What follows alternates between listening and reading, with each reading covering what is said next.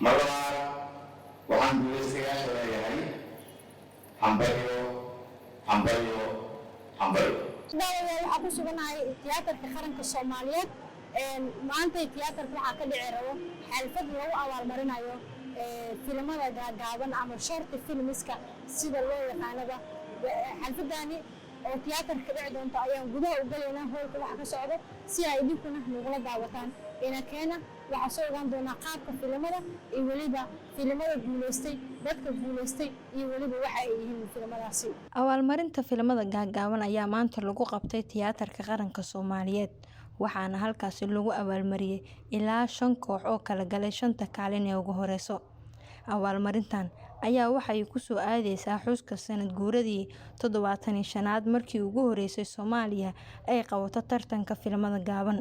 Sidoo kale waxaa tiyaatarka lagu soo bandhigay 5 filim ee guuleystay. Halkudhiga sanadkani ayaa ahaa sharafta, xuriyadda iyo cadaalad loo wada dhan yahay.